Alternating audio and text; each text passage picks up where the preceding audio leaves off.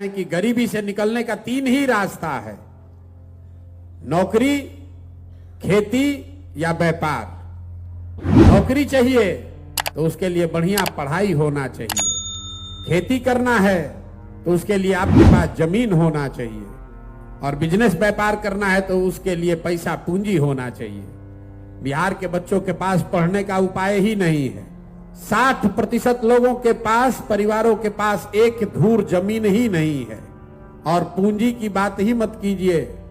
यहां प्रति व्यक्ति आय है 35,000, देश में प्रति व्यक्ति आय है 1,35,000।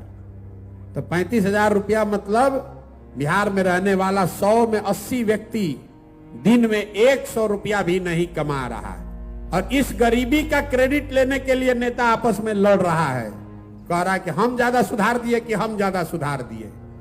इसीलिए हम लोग कहते हैं कि सबकी बात को सही मान लीजिए। मान लीजिए कि कांग्रेस ने बिहार में 40 बरस बहुत विकास कर दिया। ये मान लीजिए कि लालू जी के राज में सामाजिक न्याय मिल गया, गरीबों को, पिछड़ों को आवाज दे दी गई। ये भी मान लीजिए कि नीतीश और भाजपा के राज में सड़क बन गया, बिजली आ गई।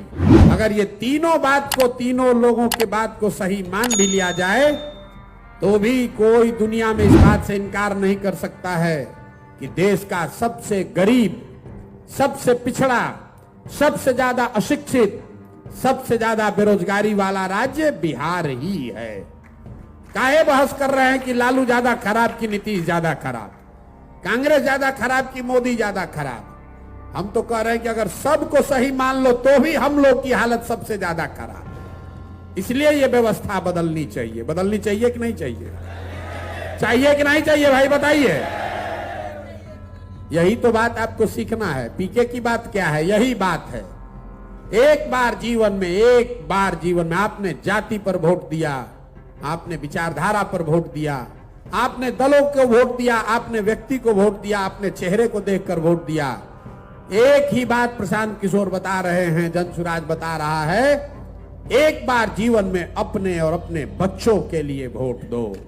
अपने बच्चों के लिए वोट दो, लालू जी के बच्चे के लिए नहीं, नीतीश के लिए नहीं, राहुल गांधी के लिए नहीं, मंदिर के लिए नहीं, मस्जिद के लिए नहीं, 5 किलो अनाज के लिए नहीं, गरीबी खत्म करने के लिए।